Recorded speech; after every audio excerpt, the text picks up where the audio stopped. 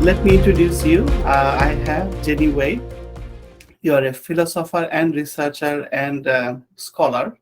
I read one of your interesting paper. That was my main interest of introducing you to our podcast because I was reading your paper that castration in the old time and why people castrated. And when I realized actually that castration cult is not just an isolated phenomenon, it was happening across all culture.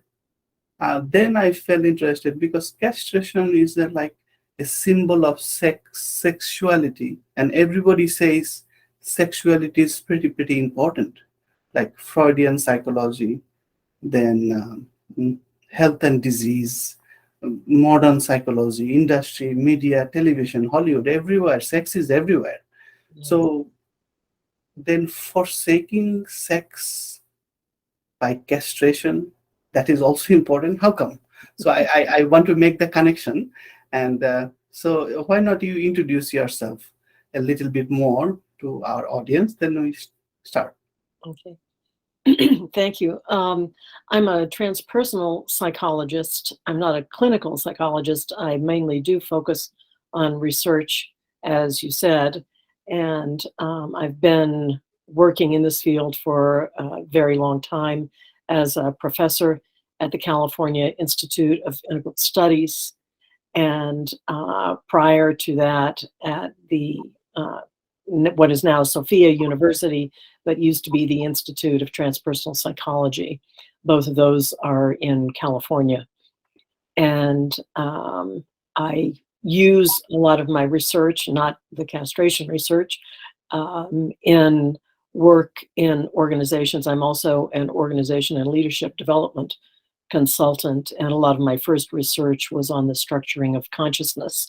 So it doesn't have much to do directly with castration, with the castrated gods or their castration cults. That was sort of a later interest of mine. So that's generally my background. I've had real world corporate jobs for a very long time, but I also work in the academic field in fairly esoteric areas of human consciousness, both altered states and normal states of awareness. Okay. So I think you are also a public speaker and educator. You do some seminars and education for some few people who are interested in your work, something like that, right? Yes. And I've spoken a lot at popular fields. I've given a lot of different media presentations on the internet as well as television and radio. Popular audiences like with Dr. Oz or uh, Deepak Chopra, Chopra, yeah, and various places. So you can find me on the internet if you look hard enough. yeah, exactly. By your name, if you search in YouTube, a couple of interesting video accounts. Actually, I saw a couple of those, and that got me more interested. Why not? Yeah, exactly. Because these kind of topics, many people even don't understand is important because they think, oh, it's just a fringe phenomenon. It's not important in my life. And whoever is looking into these topics like esoteric science, esoteric philosophy, religion, occult religion, magic, plus modern psychology, even science, parapsychology, consciousness study, these are for common people. They don't understand this might be important, like a link between all the hidden thing that doesn't make any sense. But you are explicitly studying those, especially the role of sexuality and well-being, right? And Yes. consciousness, exactly. Okay, so very interesting. And in our podcast, actually, we never spoke about sex because sex itself is a controversial topic, and many people think, oh, what's to talk about? It's like food. Everybody does it. Everybody likes it. End of story.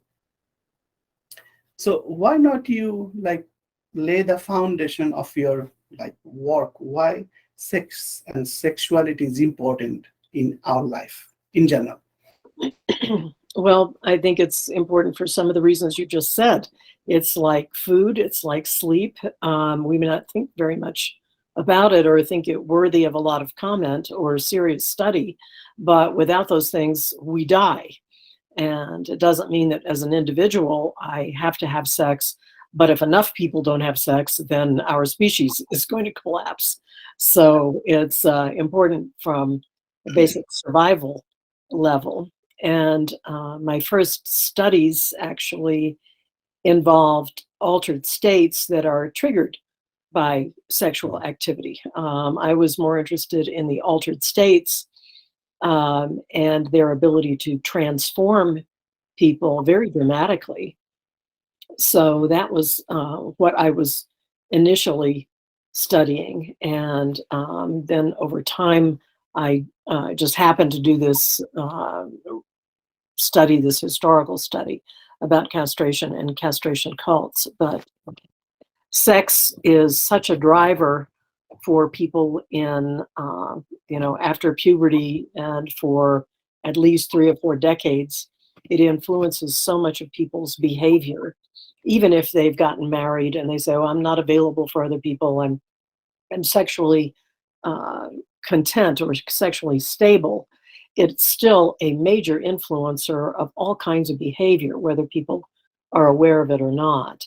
And in discovering that without studying particular sexual techniques, sex has been it's had a troubled relationship with spirituality for many, many years, but there are spiritual paths like Tantra and like Taoist sex in the Chinese tradition that are based on using sex to produce certain kinds of altered states and to produce paths of spiritual progress. You can achieve high levels of spiritual attainment through sex in some of these paths. And there's also a Western esoteric sexual path that has more to do with magic and having power over people than with attaining high levels of spiritual uh, uh, sublimity. But it's enough, there are enough indications that sex is associated with all kinds of altered states that are very similar to the altered states that are attained through non-sexual spiritual practices like meditation, like trance dancing, like chanting, various other practices. And so that was the thing that got me interested in it initially. And my interest was sparked when I had an experience like that myself, when I was having sex with a partner and suddenly I wasn't in the room having sex anymore. I seemed to be hallucinating being in another place, even though I was aware that, yes, I was really in a particular room with a particular partner. And what I was seeing was not real in one sense, but I couldn't get the images to stop. I continued to see them, I continued to experience them. And it was really wild. I had never known anything like that existed. So I thought I was going crazy. And I never said anything about it to my partner. But after a few weeks or months, I had a different kind of experience. I had an experience of non duality or samadhi, satori, whatever you want to call it, during sex. And it was such a vast experience. I couldn't hide or conceal that I was having it. And in fact, I started laughing ultimately because it was just such a strange experience. And when I began speaking about it to my partner, he said that he had also had a whole series of altered states with me, and he'd never spoken of them either because he thought I would think he was crazy. So we began talking about this, and I started looking it up in the literature that I know on altered states, and I found out that, sure enough, other people had referenced sex as triggering altered states, but nobody had really done an in-depth study on it. Nobody had tried to see what was involved, what kinds of states were produced. And so that set me off on a path of research that lasted for several years while I gathered enough data for study. So when you had the experience, uh, how like you were mature adult at that time, or your early teens, or Yes. late teens? No, I was a mature adult. I was in my 50s and my partner was in his late 60s. Mhm. Okay, And because I had never you had anything like that before. So it was completely unprecedented for me and for him as well. He had never had that experience with another because the reason I was thinking, because when you are very young, like 20 years old, when you have sex, especially in the first time, maybe first couple of years, you are overwhelmed by the experience. You cannot think anything. You just go with the flow. partner. But as you mature, so you start to notice that many other things are going on simultaneously. So maybe that's why in the later part you realize, oh, sex is not just the sex itself, it's something else. Something else is going on. So probably that definitely helps for the mature people to understand sex has many layers, right? It could be. I'm trying to remember now the youngest person in my sample. I had people in my sample who were in their 20s who had had unusual experiences, and the oldest one, I think, was, if I remember correctly, was in his 70s. And so it did cover a wide range, but I think you're correct in saying more of the people tended to be older. Little bit mature, not necessarily older, maybe 40, 45. Mhm.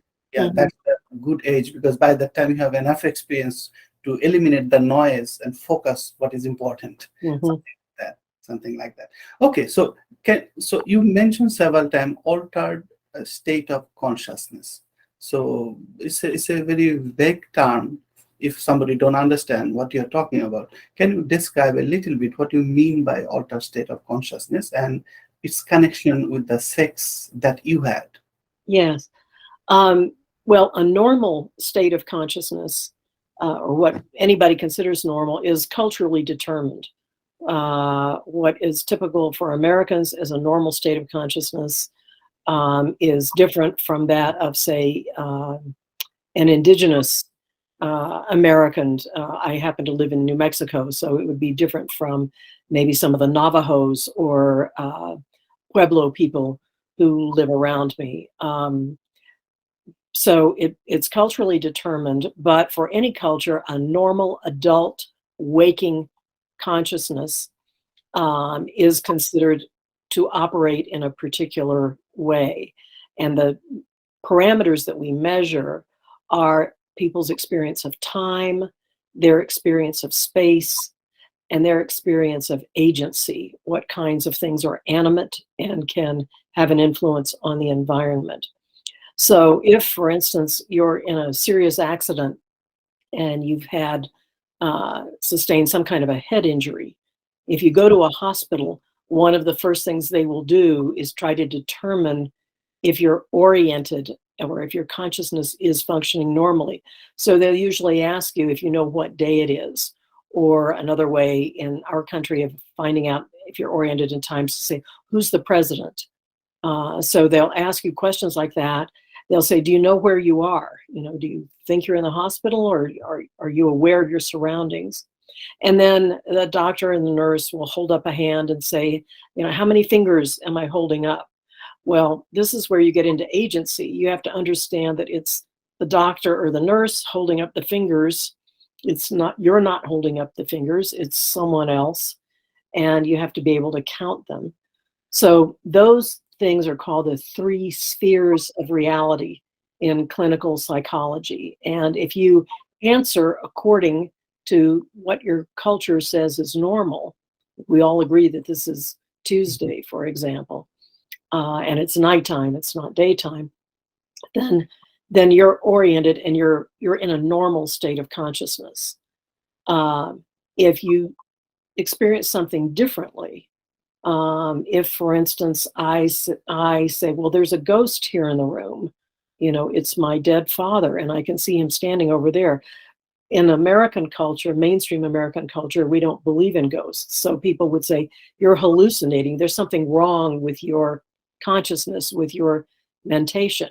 Now, ghosts are very common in some cultures, and if I said I saw a ghost, that culture, I'd have normal consciousness. But in our culture, that would be I would be altered, because I would be seeing something that people in my culture would agree could not really be there. So in an altered state, one or all of those three spheres of reality are different from what most adults would perceive. Mhm. Okay, okay. And even though it's different, and you're still functional. That means you understand that I'm experiencing something different, but I'm not disoriented. You self-check yourself to check if I'm just hallucinating versus this experience I'm having is real, something like that, right? So how do you Yeah. how distinguish between your genuine spiritual or altered level of awareness versus you're just mistaken, like you're Mm. something wrong? So how do you Well, it happens on a continuum, Mhm, because I could say that I see a ghost, let's say over there in the corner of my office here, but I would be aware that here I'm sitting here in my office and I'm just seeing a visual, uh, mhm, you know, change that other people can't perceive. But I could be in such an altered state that I wouldn't even realize I was here in my office. I might not realize, what time of day it was. mhm, And this happens with people who are in extreme altered states. They are maybe having visual and auditory hallucinations. They may not be aware of the passage of time. Time can be very plastic in certain altered states where a moment seems like it lasts forever, or lots of things seem to be happening very, very fast and all at the same time.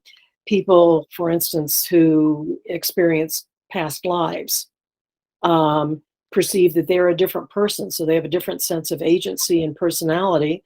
They may perceive themselves to be in a different time and in a different place. And that's all happening at once. So it can happen on a continuum where you're more or less oriented to the here and now, mhm. or you've completely lost the here and now and you're completely, we might say, out of it in English. You're just not tracking what other people are tracking at all. Yeah. When I was doing my graduate work uh, regarding this altered state of awareness, I had an argument with my professor. So my professor doesn't believe at all. He's a neuroscientist. I was doing my neuroscience PhD. So he doesn't believe in at all this extrasensory perception or spirit or anything not physical. So then by the same extension, he was trying to tell me that all this religious experience, they're just nonsense, because it's just your altered level of awareness of something real, but you are perceiving something differently, so you're just mistaken. Then I told him one thing actually that hit him really hard, because I came from Bangladesh, and in Bangladesh, India, there are a lot of, I am originally from Bangladesh. There are a lot of spiritual people. We grew up in a spiritual environment. Here, we in America, we grow up in materialistic environment. So it's different. So then I told him the problem is when you respect somebody with your whole life, that person is really always right. When you respect somebody, that his judgment is never clouded, and he tells you that this is real, then actually you are in trouble, because then you have to weigh your judgment versus his judgment. And in your entire life, you never saw say something wrong. And if he says something down the road, you realize, oh, he was right. He was always right. So problem is, some wise men always mention this thing is real, but we commoner argue with each other because this is not real. So just by tradition and by witness and by historical anecdotes, you cannot just eliminate that this is not real. Maybe your judgment is not that far to perceive those things. That's why you're just denying all these things. So as a scientist, as a materialist point of view, I have to still argue with you, but doesn't mean that I don't believe you. I still believe you, but sometimes I'll throw some question that will say, oh, It doesn't believe those things. I respect all tradition, including spirituality, and especially those personal experience, because experience is very subtle thing, and the person who is experiencing, uh, they cherish that experience so hard they can bet their life with it. Mhm. Exactly. So that makes a big difference. Common people, they will argue, but they cannot bet their life that if I'm wrong, I'm willing to die. That people, the common people will not bet. But those persons who really had experience, they are so convinced, they will say, if I'm wrong, I can go to jail. You can, I don't care because I'm damn sure I'm right. Mhm. So those are important input people has to take before rejecting any such claim that real spiritual experience can happen with a sexual trigger. Yes. Exactly. So now tell us a little bit that how your experience got triggered and what was the experience. Little bit more elaboration. Uh, well, the first experience that I had, I don't know how it got triggered. I was in a room that was just had white walls. It was just like a square box, you know. And instead of seeing those white walls, my visual field completely changed. And I seemed to be in a round tower where the walls were painted pink with a Greek key design. It's a geometric design that went around in a border near the top of this tower that I seemed to be in. And the Greek key was square, it had angles, but then it became curvilinear. And I wondered when it became curvilinear whether somehow the orgasmic rhythm that I was in I was having some sort of synesthesia, you know, and that I was perceiving uh, waves that, you know, coincided with orgasmic waves. But quickly, the vision changed, and instead of being in this pink painted tower, I seemed to be out on the beach. I couldn't perceive or feel my body, but I was looking out from a sandy beach out into the ocean and seeing sun sparkling on the water, seeing waves come in. Mhm. And that only registered for a moment before it seemed like I was down under the waves, under the water, and looking at coral and sea creatures all around me. And as I looked at them, they went from being realistic to resembling the way sea creatures are painted on the island of Crete, in ancient Crete, and particularly at the Palace of Knossos. And I have no idea why any of that imagery came up. It lasted, I don't know how long, and then it disappeared, and I was just back in the white room again, with my lover having sex. And I don't know how it came. I don't know why or when, what caused it to go away. Mhm. But the second experience I had was just an immediate experience of non-duality. Everything absolutely disappeared in a white wash of light, and then I could perceive everything in the room again, but my relationship to all of it had changed. You know, it was non-dual. There were no categories, there was no time, there wasn't any self that was doing the perceiving. It was complete state of non-duality. And I had read about non-duality, I'd studied non-duality, but I had never had a direct experience of that. But I recognized it as soon as it happened, and it was so completely it was like and unlike anything I had imagined it could be, Mhm. that I just started laughing. It seemed like some huge cosmic joke that I would have this enlightenment experience while I was having sex. I Mhm. wasn't even trying to bring it about with meditation or any other practices. Um, so that was the second experience, and entirely different from the first one. Mhm.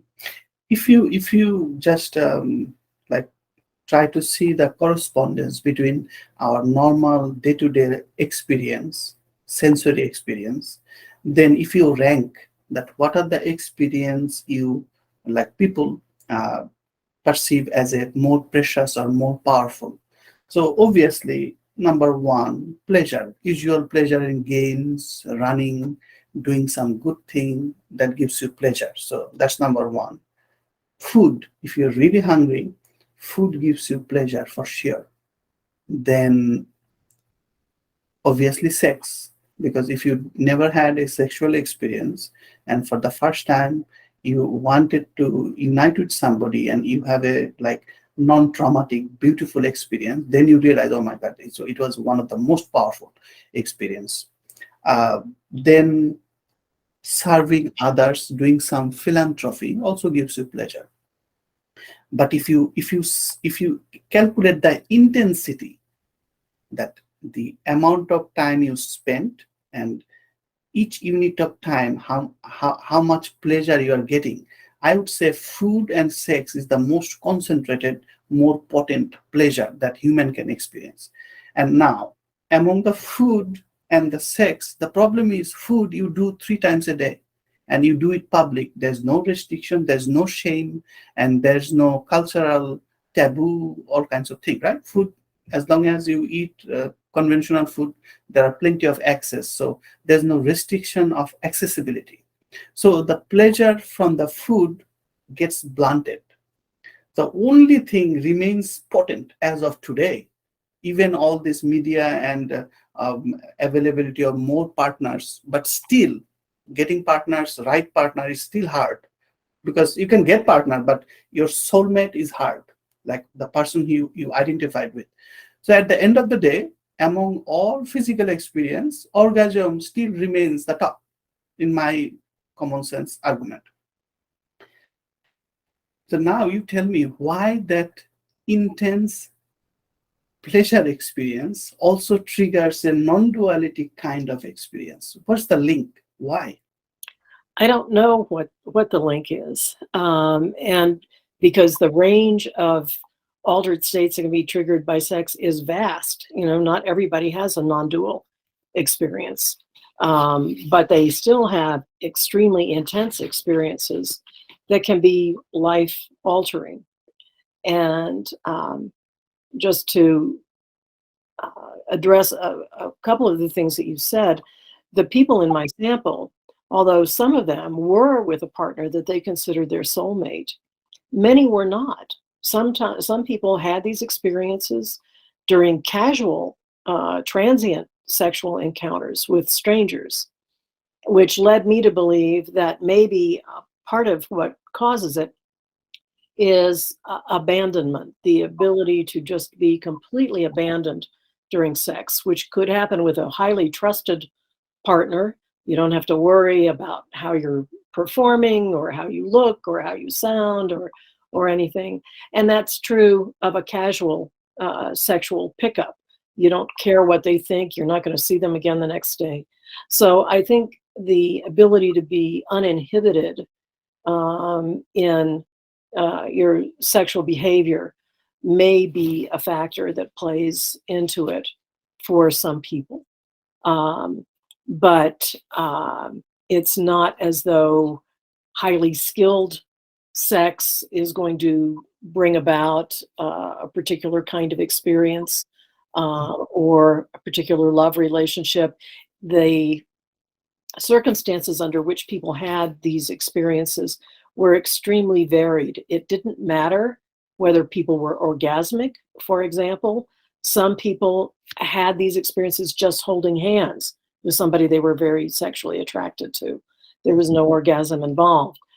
Some people didn't like to have an orgasm during these experiences because it detracted from the altered state that was being supported by their sexual behavior. And men particularly said that as soon as they had an orgasm, the experience died. So they didn't want to have an orgasm during sex. So it wasn't related to orgasm. It wasn't related to the mechanics of sex. People who were having heterosexual sex, homosexual sex, kinky sex, ordinary sex, it didn't matter what they were doing physically, they could still have these experiences. And as I said, the nature of the relationship didn't matter, whether it was true love or just a casual pickup. That didn't seem to be part of it either. So none of the things that I imagined might be contributors to these experiences turned out to be true. They just weren't. Yeah, it's interesting because if it is not directly connected with orgasm itself, then this coupling of sex and some experience might be symbolic rather than biologic. Because most of the neuroscientists, what they try to do, they would say, oh, during height of orgasm, your brain releases dopamine. That dopamine activates some group of neuron. You go into altered level of awareness. That thing will not go, whatever you just said, because the orgasm, biological orgasm, might not be directly linked with the experience that you have, because you just mentioned that some male doesn't want to have the orgasm because it will die off, so they want to hold off, right? So that means the biological part might be a distraction. So yes, that's true. if that is, for arguments of sake, if we agree on that, that actually signifies that sex might be a symbolic route for the experience is the main target. Sex is just the middle ground you have to go through, but it's not the ultimate target. The orgasm itself is not the ultimate target. Rather, the union, the feelings of non-duality versus other kind of experience, that is might be the goal of this kind of relationship between male and female or whatever partner you're talking about. I think that's possible. One thing to consider, though, is that a lot of the physiological behavior involved in sex resembles or is similar to physiological behavior people on spiritual paths engage in to attain some of these states. Chanting, for instance, chanting prayers, chanting a mantra, whatever you're chanting, it's repetitive sound. It begins to have a rhythm of its own. And people in sex are making sounds, often to a particular rhythm.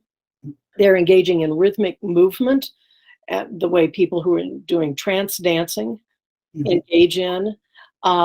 They are relaxed and yet alert, and often have a relaxed, alert focus on whatever stimulation they are receiving.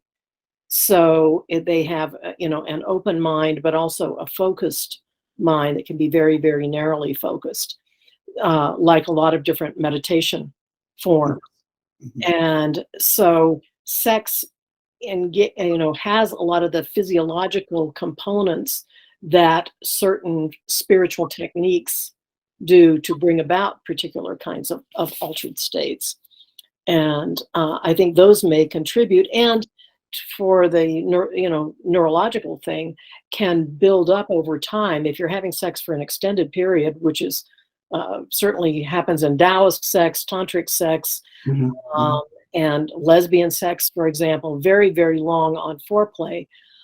When those things happen, the kinds of brain chemistry that you were talking about, serotonin and other dopamine, a lot of other neurological changes begin to happen.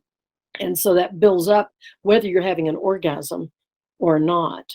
And there's some reason to believe that some of these brain chemistry changes can affect these altered states, that begin to happen. And it, makes sense. Physiologically, it's the same as a lot of other spiritual practices, can produce. Okay, fair enough. I think they have similarity, but there's no one-to-one correlation. They helps each other. Plus, they might not be entirely dependent, rather intermingle and it gives pleasure. It also serves other purpose simultaneously, something like that. That's understandable. Now, let's switch gear because we have so many interesting things. We are still in the introduction, right? So we had so many things to talk about. So uh, I think let's switch gear to our sex and sacred. That that idea that sexuality today and sexuality in old time, and how the religious idea intermingle with sex itself.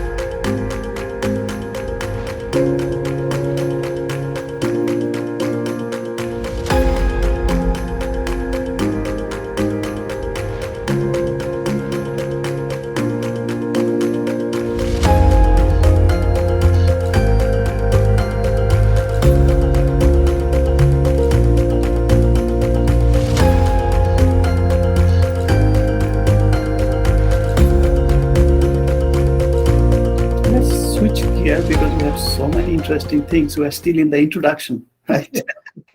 So we had so many things to talk about. So uh, I think let's switch gear to our sex and sacred. That that idea that sexuality today and sexuality in old time, and how the religious idea intermingle with sex itself. Because mm, people think, oh, sex just is a sin and it should be avoided or minimized. But in ancient time, actually, sex was encouraged. So let's talk about those two simultaneously, because we obviously, by common sense, we understand sex is important in health and life and your psychological well-being. That is obvious. There's no point of discussing too much. There are thousands of literature. Freudian psychology is based on sex, anxiety, depression, all kinds of coping mechanism. People can read about those. We're not interested because those obvious simple things. So let's talk about more subtle things. So sacred and sex, how they go side by side in our time and in old time. Let's talk about that. Well, I think in the old times, prehistoric times, sexuality was just considered a normal part of life, like eating and sleeping and everything else. All species had sex. And to the extent that we understand prehistoric cultures or indigenous cultures, sex is not restricted in the way that it is in civilized cultures. And by that, I mean where you have large aggregates of people who are engaged in coordinated, institutionalized activities. Sex was considered magical and sacred because it felt good. There was nothing wrong with it. There was nothing wrong with most of the natural world in a lot of indigenous cultures. It's hard to make generalizations, but generally speaking, there might be a shadow side of things, but that's different from it being an evil side of things. It's just a complement to the light side of things. But with the rise of civilizations, when groups couldn't get away from each other, had to live in closer and closer quarters, you began to split everybody's participation in the sacred and give it to a priestly class. So we had people who specialized in the sacred, and gradually they became judges about what is sacred and what is not. And as more and more people lived in complex societies, sex was a force that had to be regulated or it would disrupt family structures and parentage and things like that. So sex began to be regulated and tied into uh, sacred prohibitions about, no, it's not okay to have sex in that way or with that person or all of this. And we developed all these rules around sex that you find in civilized societies and even in tribal and clan-based societies. There are a lot of taboos about who can have sex, who can have sex on certain days, who can have sex in certain ways. All these rules began to get built up until finally, um, in many cultures, sex, because it was so powerful and because I think it could bring about these altered or states of great intensity, the priests began to separate that and say, no, it's not okay for certain people to have sex or to have these visions or whatever they were. We're the only people who can have those, and we'll tell you whether your vision is a good one or a true one. So they began to accumulate sacred power, and the more they did this, the more sex began to be viewed as a distraction from the sacred path. If you were really on the spiritual path, you would divorce your bodily needs, and the main one was sex. You couldn't live without food, but you could live without sex. You couldn't live without sleep, but yeah, you could live without sex. And so splitting sex off and revering celibacy or virginity or some other form of sexlessness became regarded as that's the path to the sacred, because otherwise you're just too caught up in these gross needs of the body. Excellent. Excellent summary. I really liked it, that how you, because the sex was a very powerful thing that you have to reckon with, like priest, because people, if the common people finds the short circuit, I'm just saying sex as a short circuit, bypassing the difficult route of all kinds of practices, discipline, all kinds of things to get an experience. If people can get experience directly by the sex, so it will eliminate the need for priestly class, or it might cause disruption in the society.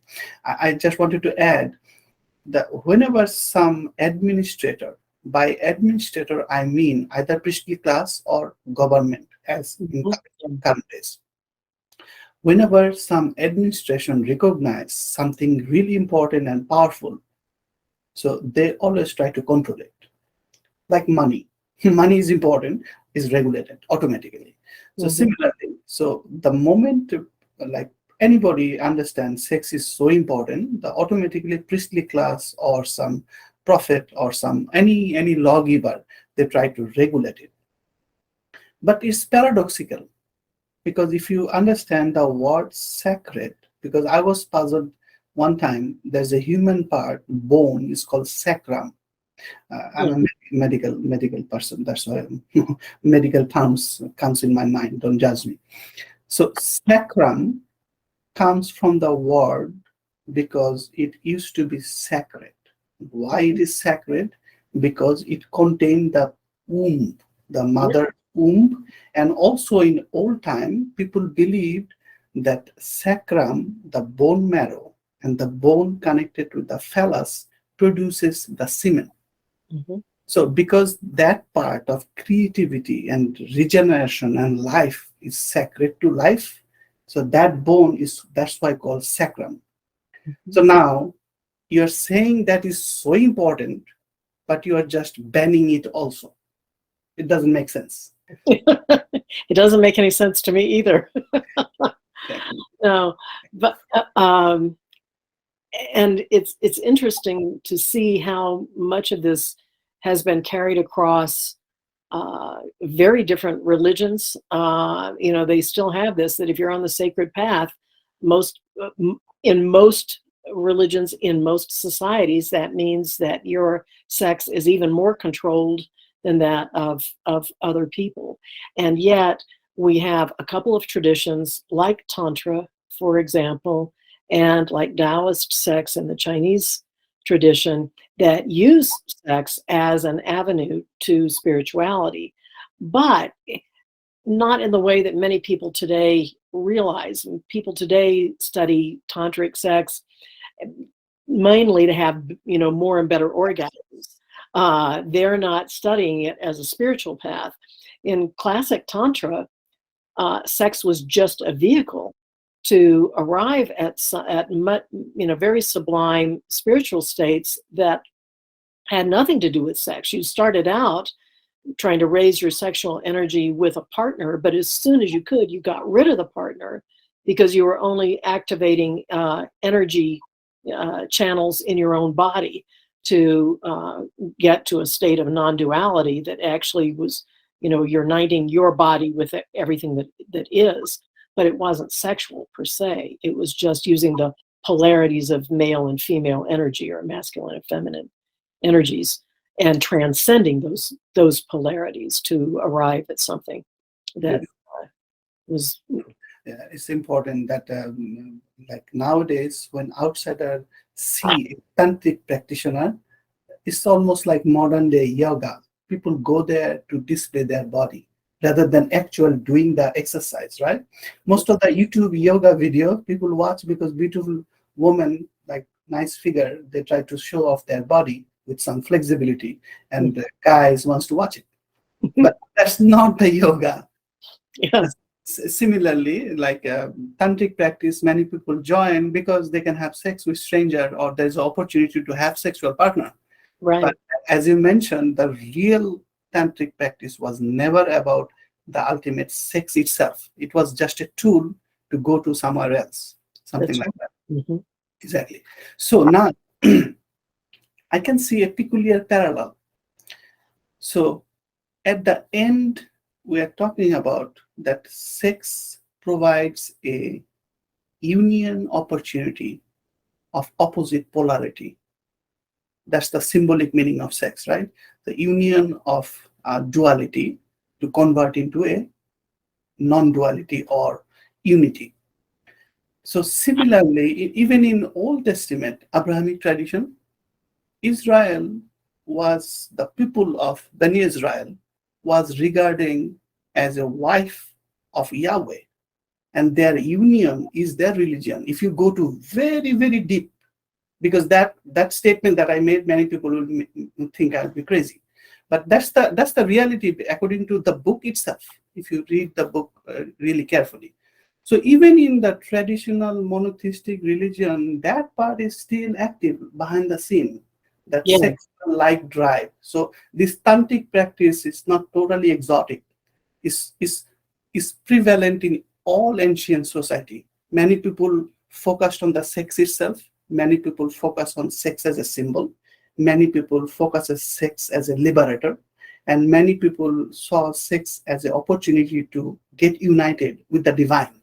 Mm-hmm. So that's the hidden connection. Many people don't see that sex can bring you the window so that you can see the connection. And if you are sensitive, then probably you'll have a accidental exposure to those kind of experience that you didn't prepare for, but you will have it anyway. Doesn't matter if you wanted it or not, right? Something like that. So that's the interesting connection. So that's why sex is still important. So in Freudian psychology, it will control your life. So in Jungian psychology, if you cannot control your sexuality will control you, something like that, right? If you don't control your subconscious will control you. Mm-hmm. So what's the hidden drive in the subconscious is sexual drive, food, hunger, etc. But sex is the top. So that's why you have to acknowledge the power of sex, even in the conventional psychology term. But even in spiritual term, wow, sex is still important even in conventional Abrahamic religion. So now, I think after discussing step by step, now we came to the esoteric, like more esoteric part of the sex and castration and why people renounce in the ancient time. There are some cult. And let's talk about your paper. That's the main focus of our discussion today.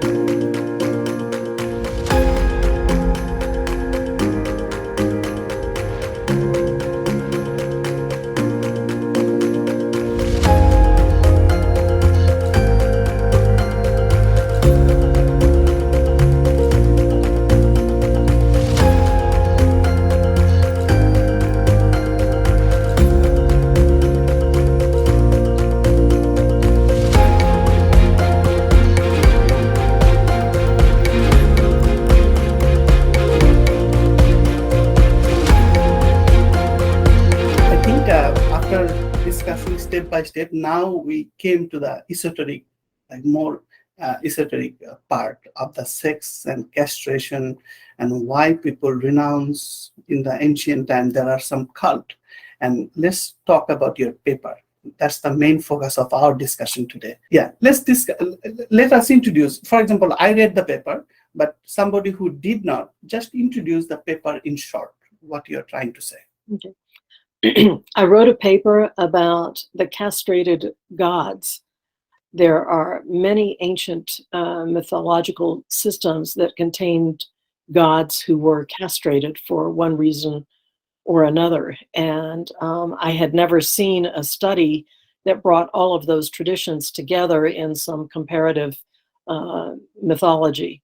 So I became curious about this and just wanted to see which gods were castrated, why were they castrated, what were those stories about, to the extent that we can understand what these ancient spiritual systems and religions meant by that. And in addition to having castrated gods, some other gods or goddesses also had cults where their devotees needed to be castrated to be initiated into these different spiritual systems.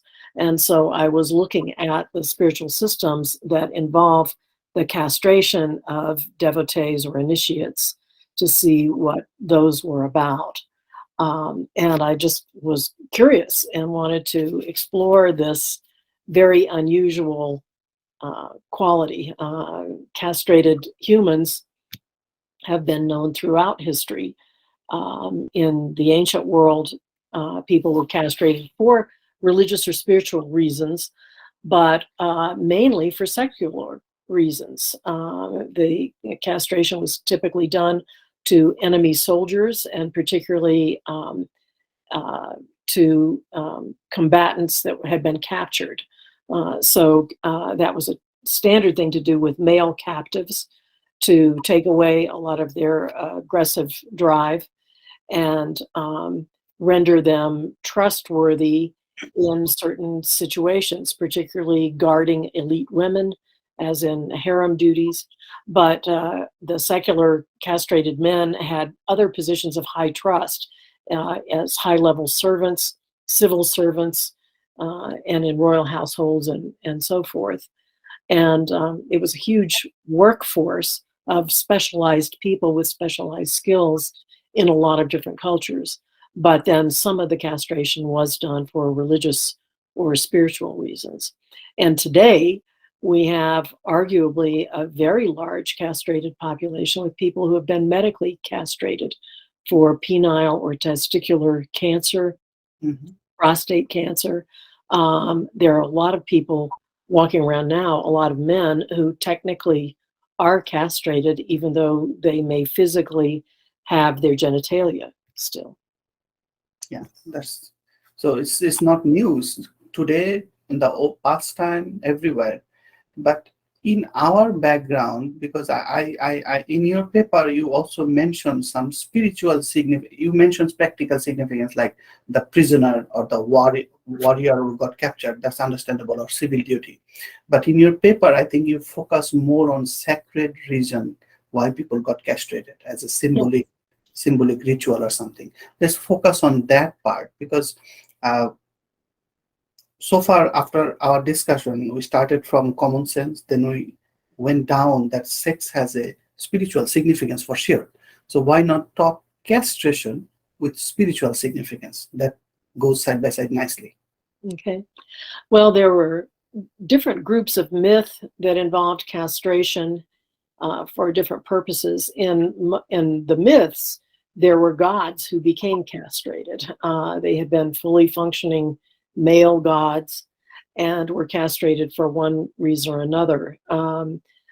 Osiris in the Egyptian tradition was castrated in a set of myths that eventually represented his brother Set castrating him, and actually his entire body being dismembered.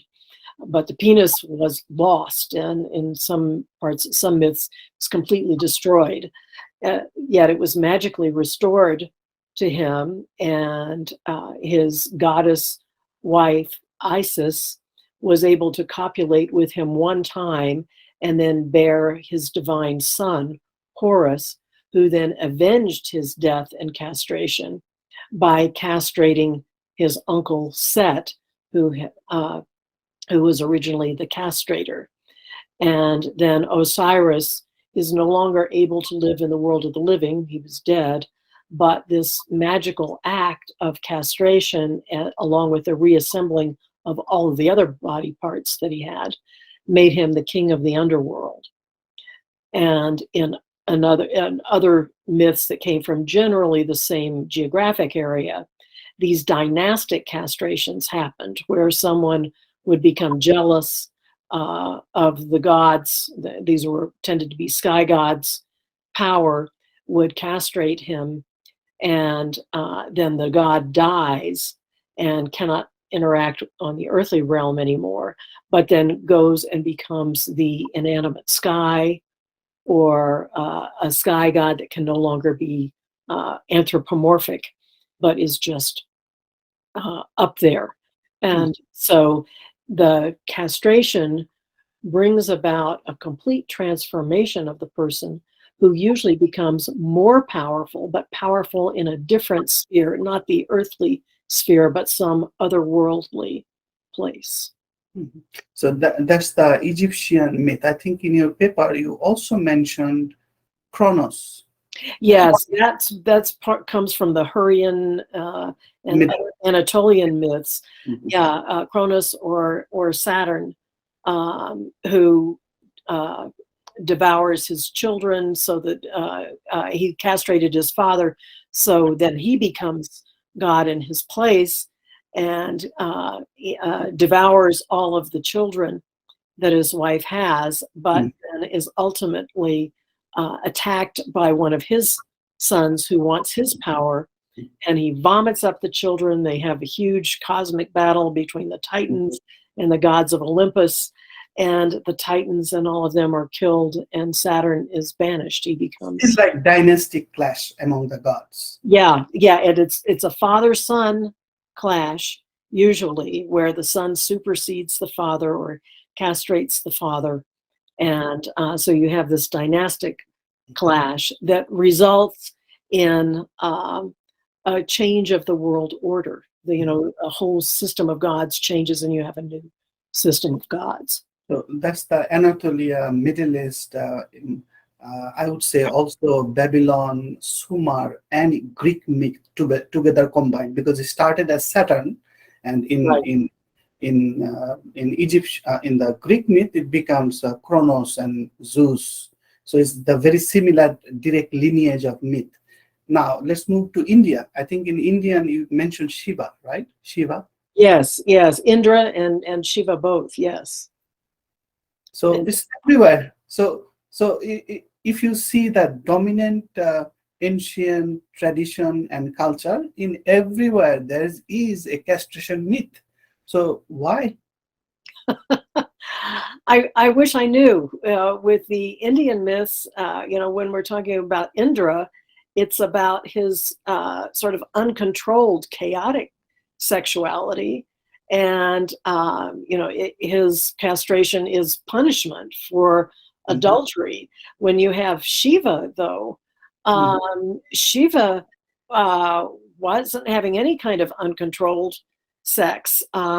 He had been asked to be the creator, and he went under the water to meditate for a long time to decide what to create. And then when he came up and saw that the world was already populated with creatures, he said, I don't, so what do I need this penis for? It's only good for making things, and I don't need to make anything now. So he casts it off. He is indifferent in that way to his sexuality, which actually demonstrates his spiritual superiority. He's not snagged or captured by sex. He can indifferently throw his organ away, but paradoxically, his penis grows, and it almost fills the entire universe, and it's getting so big that the gods beg him, stop it, and he says, I will, on the condition that my penis is worshipped on earth, that people worship it, and people do. So paradoxically, he's indifferent to his sexuality, and yet his sexuality becomes Worship. is worshipped, all over the world. Yeah, exactly. In India, there's a symbol, Shiva Lingam. So that's a very phallic appearance of a stone that looks like a phallus, and Mhm. people worship it as of today. So that's a very core part of Shivaism. So Yes. so that tradition is living among us. So now the fourth one, important one you mentioned in your paper, I think was Cybele, an Attic. There's a mother goddess and castration cult. Can you mention more about that? Yes. There were a number of goddesses that came also out of Anatolia. Agdistis, Cybele, Mhm. and her lover Attis. These were very powerful goddesses that over the millennia, when they were worshipped, came to have a sort of a boy lover, a young youth who was not divine, or maybe was semi-divine, but not nearly as powerful as the goddess.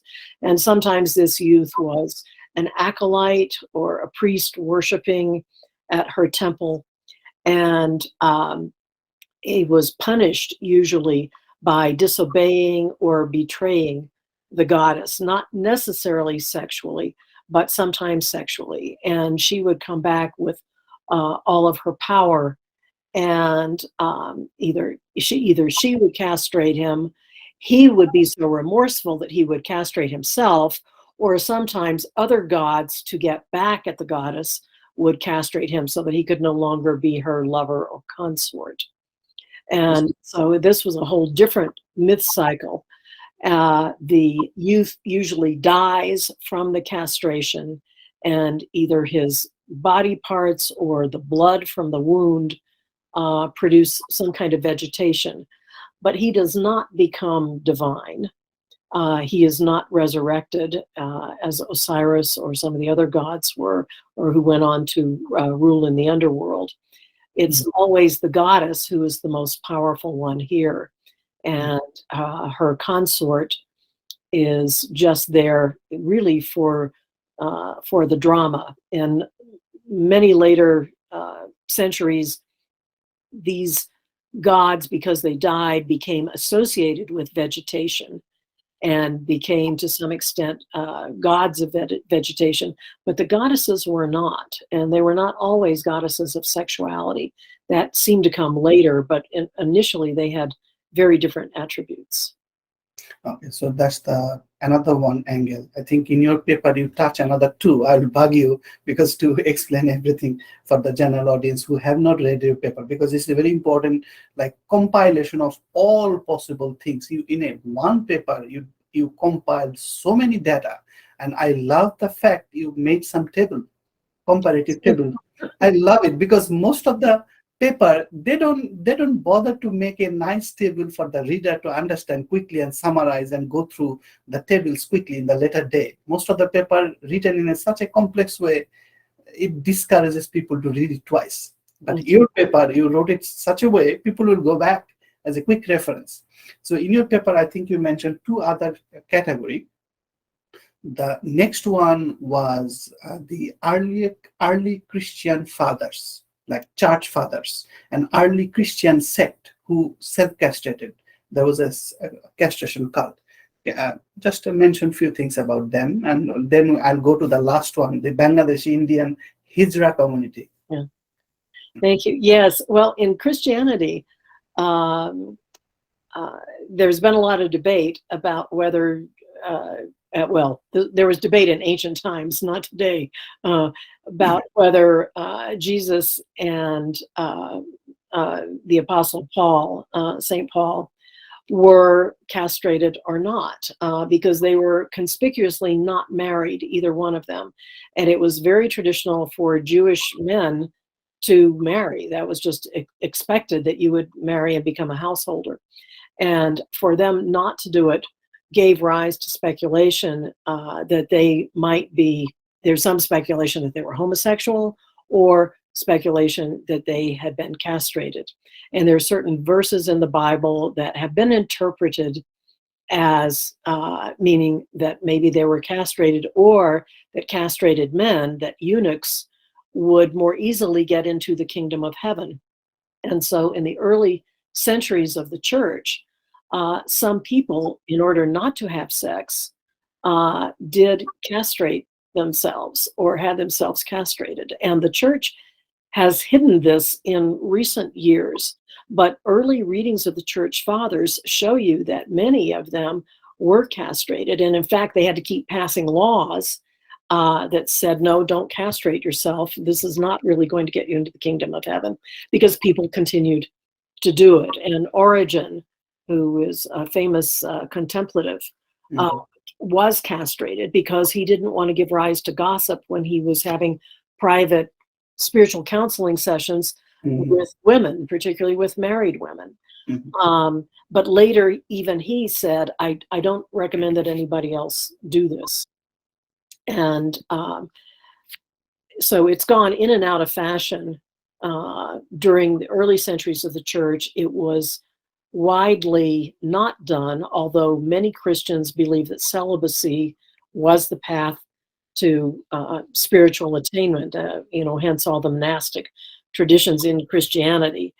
And even in Protestant religions, the Shakers in the United States were a celibate sex. So castration was a guaranteed celibacy, something like that. Exactly. Yeah, then you don't have to worry about it anymore. Exactly, something like that. So it doesn't make, like, it's not off the chart to understand why people would do castration, because their religious practice, especially for the priest, recommended for celibacy in the early part. Now, priest doesn't have to be celibate, I understand, if I'm not mistaken, but it was a recommendation that celibacy is a good virtue for the priest, so that they don't have to deal with this physicality and perception and sensuality, like it can distract your spiritual path, something like that. That's right. And it's in direct contradiction to the Jewish tradition, where rabbis are expected to marry, because they are expected to be exemplary husbands and householders as role models for their congregation, to show this is how a family man behaves, this is how a married man behaves. So the whole Christian thing that that goes in the celibate direction is completely different. Exactly. Plus, to show off your number of children, the more children you have, you are more blessed by God. That was right. the Jewish ideology in general. And even in India, it doesn't have to be monotheistic Abrahamic tradition. The person who has more children is considered to be more blessed and successful in this worldly life, because what else you have? Because your wife is your ultimate asset, your husband is your ultimate asset, and your children is the ultimate asset of the family. So you're rich, for example, in old time, like, in very old time, how many cattle you have, how many sheep you have was a correlate of your wealth. But your actual wealth is still your son and your daughters. Exactly. So that's not off the chart to understand why Jewish people recommended to have family, to show your prowess. And especially in old time, actually, when a king becomes incapacitated sexually, he can no longer be king in old times. You have to be sexually virile in order to be king. So sexuality is an important part throughout the history. Wherever you go, there's no escape. If you're a king, you have to deal with it. If you have a family guy, you have to deal with it. If you're a priest, you have to sensitively deal with it. Like, many people went to, like, even castration to protect self from the distraction. It's so powerful. But in even ancient time, gods like mythological gods, has to deal with it. So Yeah. we petty human, there's no escape. You have to deal with sex unless sex will control you, something like that, right? Mhm. Exactly. In your last example, I think you mentioned that in India and also in Bangladesh, I grew up in Bangladesh, there are a lot of uh, transgender community in Bangladesh. Traditionally, we call them Hijra. Mhm. And in your paper, you also spell the word right. So it's called Hijra. It's the same word we use in Bangladesh. So uh, in general, we see them outcast, like from outsider. But in the original Indian community and even some traditional Bangladeshi community, they are respected as an important community member. Well, of course, I don't know these communities as you know them. I have only studied literature about them, but the Hijras, um, traditionally, as I understand it, and you certainly correct me if I'm wrong about this, were supposed to be castrated uh, as uh, as part of their non-binary or non-sexual uh, status. So these were males who were castrated and who were devotees. But today, many of them are not actually castrated. They cross-dress, they perform women's functions, and I think they have an ambivalent status in these communities. They are respected because they're viewed as being spiritually powerful, able to bless and curse people, and so people want to be on their good side. Exactly.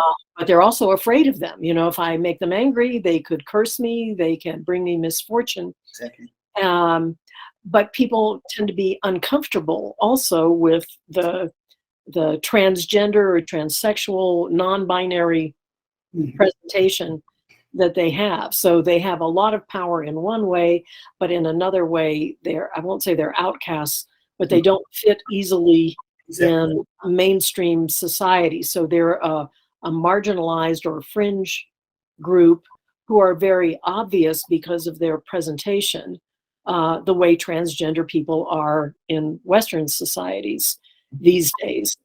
It's safer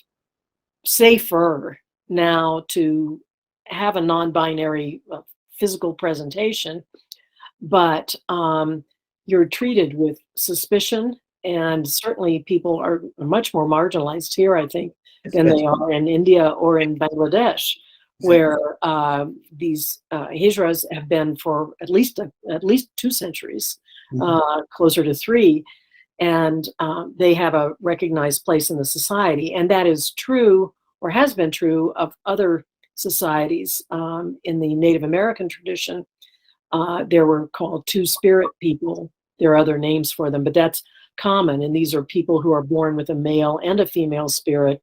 And they, like hijras, they often, they would have a mixed presentation. They were usually men who cross-dressed and who performed traditionally women's functions in the society, like cooking or taking care of children, rather than becoming warriors. So it's more institutionalized in certain societies, and they usually have a special place. The two-spirit people in Native American traditions tended to be respected as having special access to the gods because they had two spirits, not just one, and they understood masculine and feminine. I don't think that they were regarded with the same kind of fear or potential for harm that the Hijras had in India or Bangladesh, where people... In general, Hijras are marginalized. If you ask me that how general people see them, I would say in Bangladesh and India, they're marginalized. Now, but in old time, they were not marginalized, but rather they were treated as a special class with little bit reverence and fear and avoidance. Nobody wanted to harm them because they can curse you. Yes. Exactly. And they are powerful, and they're used in the king's court as an entertainer. Because, for example, it's very difficult to find a decent polite girl to dance in front of other people. But Hijra will do it for fun. Yeah. They look like women. So there traditionally has been entertainer in a court, like king's court. And there used to be guardian of the small kid because they cannot sexually harm them. Yes. Like eunuchs, right? Like eunuchs. So, but now they're definitely marginalized. But the reason I mentioned in our discussion, you just mentioned that in Indian traditional American Indian, they have two spirits in a single body, right? So medically, those transgender or bisexual people are called hermaphrodites. You know that. Yes. Yeah. So Hermes is a phallic god. Aphrodite is a female god. So in a single body, so hermaphrodite is like two in one. So in Plato's, I think, Plato's philosophy mentioned several times that in old time, before human was male or female, it used to be single body, and both male and female sexuality was in the single body, like very Orphic, Orphic god, Phoenix, considered a bisexual or hermaphrodite. Like then Dionysus, considered, although guy, also has a feminine side with the breast, right? So there are many ancient gods who had male female in a single body. Yes. And because people has respect for that kind of two-in-oneness in one body, in ancient time, even in Indian community, the hermaphrodites that's why they are respected. They're not persecuted. But now nobody respect any religion, nobody respect any tradition. They are marginalized for political or ideologic reason. So I think in your paper, you describe so many spectrum. Let me summarize. In last 30 minutes you talked. So castration can be involuntary, and like Seth is castrating Osiris. It's involuntary. You didn't want it, but you had the castration. The next example is you revenge your father with castration. In repentance, you self-castrate. So Kronos castrated Uranus. But if you go to Middle Eastern Kronos myth, later he self-castrated as a repentance. So that's again involuntary castration followed by self-castration. Then in Abrahamic tradition, God told Abraham, from this day, do circumcision. That's a symbolic castration, right? In remembrance of me with the covenant. So it's a similar archetype. Then the Christian tradition, castration was done for devotee reason, to devote yourself. In Sibylle and Attis is similar to Christianity. So it's like a devotee. You castrate yourself to devote the mother goddess, right? So that nobody can take your attention other than mother goddess. So, and the last part is that you don't have to castrate because you have both male and female, so you're not distracted. The hermaphrodites, right? So in your paper, you covered entire spectrum of sexuality with connection of this sacredness and power of sexual drive influencing gods, human, and our culture. And it is still active today, as of today. You cannot deny it, you cannot escape it, you have to deal with it. That's right. That's absolutely right. Very interesting. I think yes, our job is to introduce the general people in Bangladesh. I think Western culture already has lots of material. They can study and they can find a lot of people. But in traditional Indian Bengali community, nobody talks about these topics and importance of those topics. I think through you, I think my friends and my listener, and because we're talking in English, your listener too will find this discussion useful, I hope. I hope so too, especially today when in the United States, certainly there is so much discussion of being transgender, transsexual, non-binary, gender fluid, whatever you want to call it. It's a hot topic these days. People are, in our culture, are hiding it less.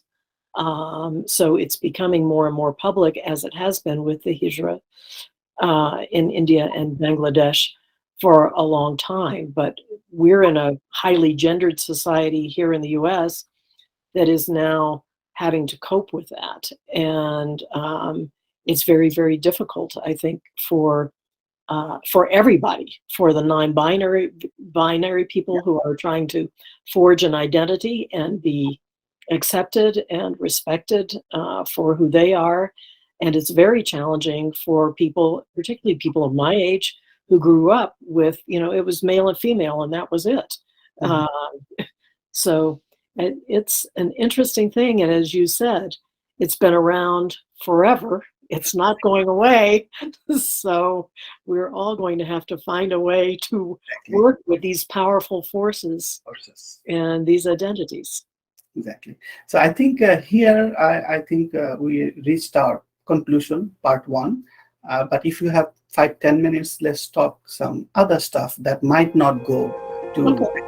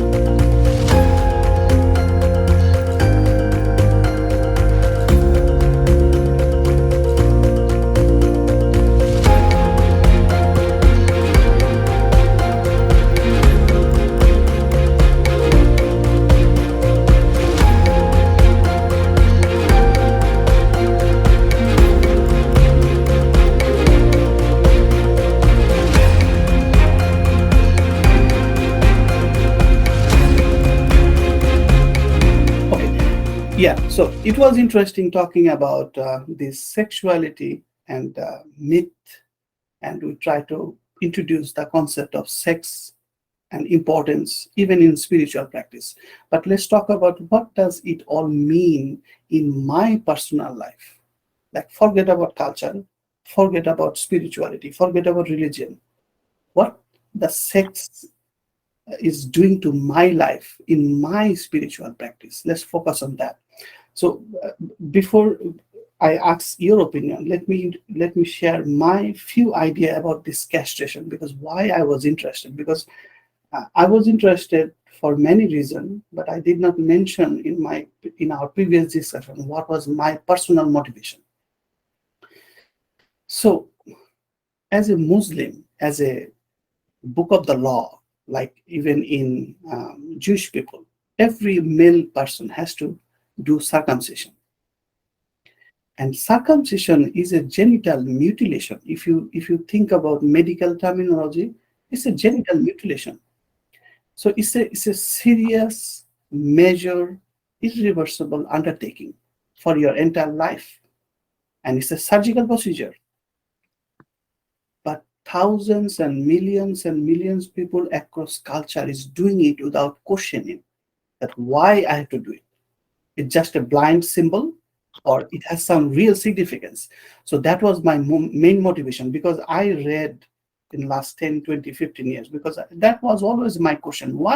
What's the meaning of circumcision? People, if you ask the religious leader, like Muslim mullah, they will say, oh, it's a divine commandment. You have to do it.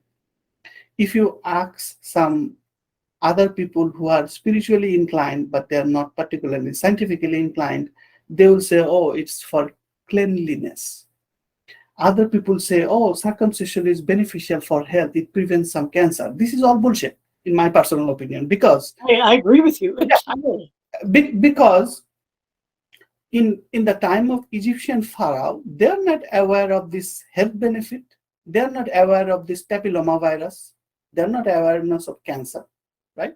And similarly, before the time of Abraham, people did circumcision. So it did not start with Abraham.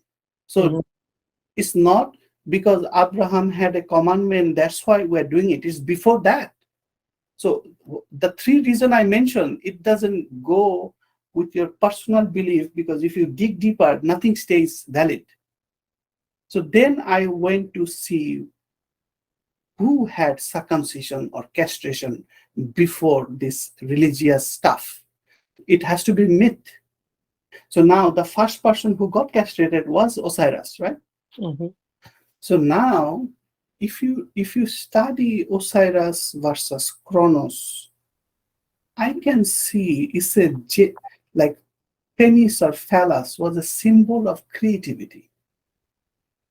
Like it's a progeny, like one person after another, and it's a directionless, continuous creativity. It's like infinite creativity. Like phallic symbol is like symbol of procreation and regeneration. That's the grand scheme of thing. And because God is the creator, his tool is creativity. And if you want to find a symbol, what is the symbol of creativity? Is the phallus. Mm-hmm. So now why it has to be cut down?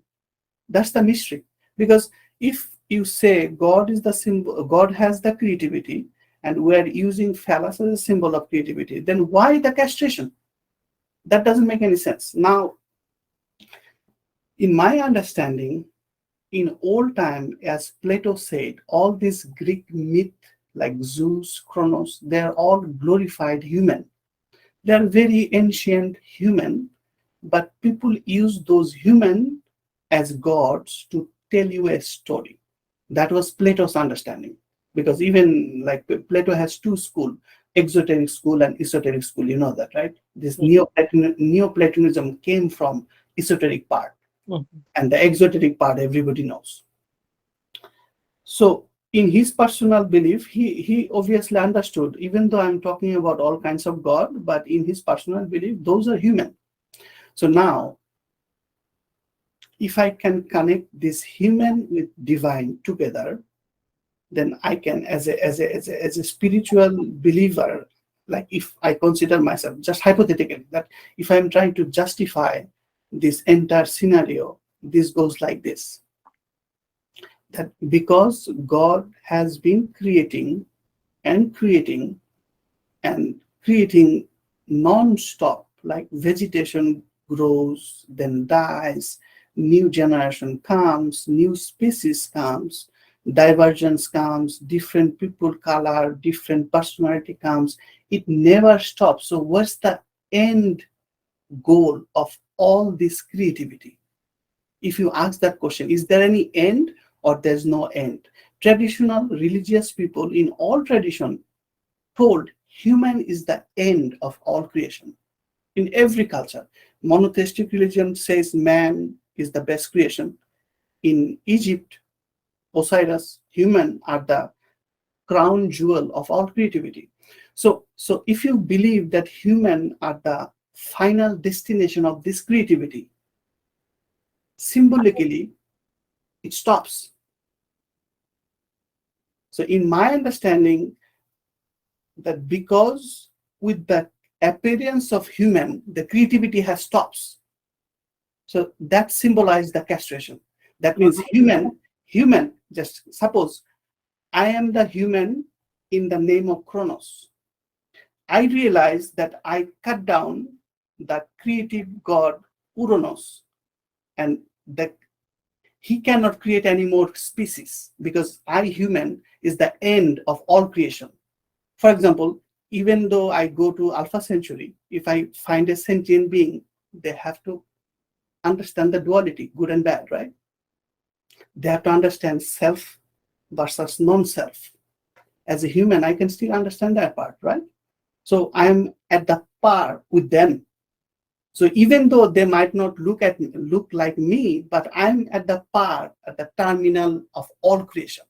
You understand what I'm saying? It's not a human itself, but our intellect that understands good and bad, up and down, is duality, right? So now, if you consider yourself as the end of all creation, then this castration signifies the sealing the deal. You know, the English term, I seal the deal. So by castration, the creativity stops with human. So human becomes the dead end host of the divine by the symbol of castration. And because in the tradition, God has cut down the creativity with the creation of human, but if I myself cut down my phallus, then I cannot create. But as a biological person, I still have to continue my duty. So how can I do it? By symbolically doing a circumcision. So that's my understanding of all this myth in my personal life. That's very interesting. I'm glad you explained it more than I got. You made a reference to that, to your ideas in your email. Yeah. And I didn't really understand it, so I'm glad that you took some time to elaborate it in that way. That's very, very interesting idea. So now, regarding, so if for example, in Chronos, what he did in Centurion, there's an old Chaldean historian that Biblos of Greek recorded partially. So he documented that Chronos, after castrating his father, felt bad, and he saw his sons are roaming around, and he saw no longer need for any more creation of generation, because there is every 3 generation of gods. In Greek, like first there's Uranus, second is Chronos, and the third is Zeus, right? So after Zeus came, there's no need for any more creation because it's already complete. If Zeus is a man, suppose, glorified man. Right.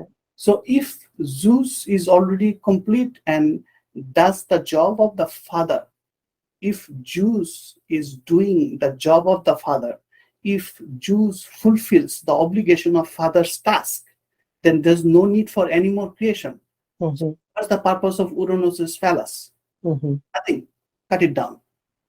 That was the Chronos' justification. But now, because he incapacitated a divine being, and he himself understands that actually creativity has to continue, because spiritually you can cut down the procreation, but biologically you still have to continue. So it has a purpose. So then you feel the repentance. As a repentance, you have to do something, but you cannot cut down your own phallus because it has function.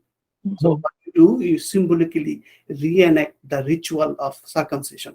So this might be prehistorical, before even Osiris, this ancient tradition of this circumcision. It boils down, man is the crown jewel of creation, symbol of this phallus cutting and everything.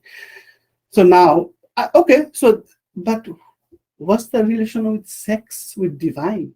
Because that's another interesting thing. I think you can be more explicitly, like you can explain it better as a person. For example, what's your understanding of sex as a samadhi?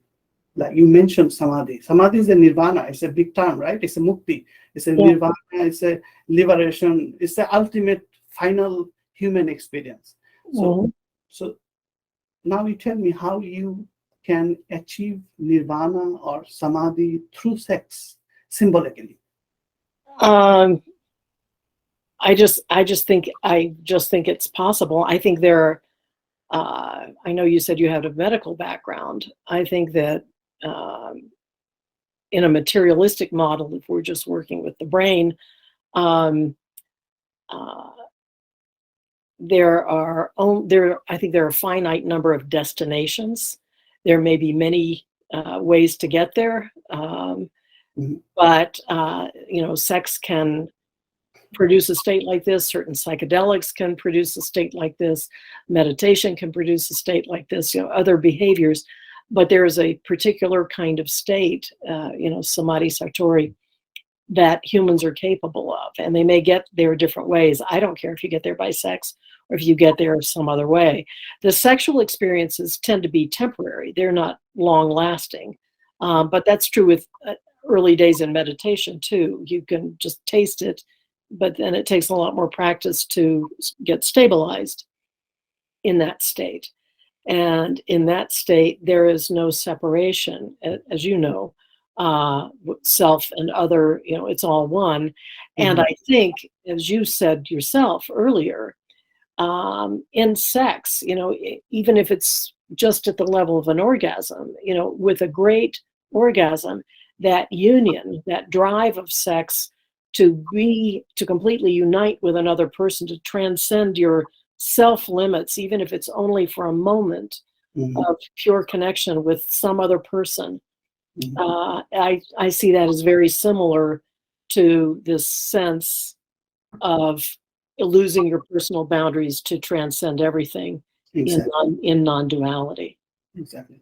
In the mythological term, if I translate whatever you just said in the Osiris or this Kronos mythological term, like the problem of death. That's why Osiris has to die. God has to die. Somehow God has to die. I'll tell you the three parallel. Osiris has to die. Jesus, before he was preaching, everybody is saying he has to die. Paul was saying that unless he dies, then how come we get liberated? Because he was more interested, he has to die. And similarly, as you know, in Old Testament, on seventh day, he rested. What does you mean by rested? Means he retired, he dies. Even the death concept of God is everywhere. All tradition. Now, why God has to die? Because of materiality. Because the moment you have material, it has decay. But God is also eternal too. So you are simultaneously eternal, but if you want to know yourself by yourself, you have to create material. Now, the moment you create material, the temporality comes, because as you know, time is the measure between objects. It's the matter, whatever matter is doing is the time. Time is not a separate thing. So Chronos is the time, right? And Chronos is that's why he's the ruler. He's the top ruler. Even Saturn is the top ruler of all this astrology. Saturn is the time. The planet Saturn I'm talking about. After Jupiter, Saturn was the last planet that you can see by the visible eye. That Neptune, Uranus you cannot see. In ancient tradition, Saturn was the highest of all gods because he didn't move. He moves in 33 years. Right. So among all gods, he's the most steady. Because he's most steady, he's the measure of time. Because if you move yourself, you cannot measure time. You have to be steady to observe what other people are doing, then you can measure the time. The bottom line is Chronos, Saturn is time. Everybody knows that. My understanding is because Chronos is time and time becomes a necessity because material. And the moment time comes, you have to die too. So that's why God has to die. Now, how you can overcome the death is the mystery, Christian mystery also, right? The resurrection, death and resurrection is the ultimate mystery of Christianity. The Osiris, death and resurrection was the ultimate mystery religion in ancient time, right? The sex is the secret recipe of overcoming death. Because suppose you are the God the Father, suppose, Now you want to make yourself known to yourself and to other. In your calculation, the only way is to create material, but by creating material, the byproduct is death. You have the death is introduced because you want to create material. And why you want to create material? Because you want to make yourself known to self and to others. Mhm. And now the ultimate goal of God is obstructed by the death. Because you want to create you just want a simple thing that to make yourself known, and on your way you have to create material, but the problem is death. The moment you create material, death will come. Now, if material themselves then combine and overcome death, you also prevented the ultimate barrier.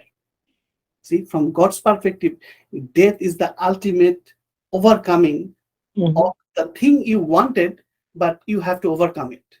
So that's why sex, death, castration, phallus, all things are actually interconnected in mind as just a mythology reader.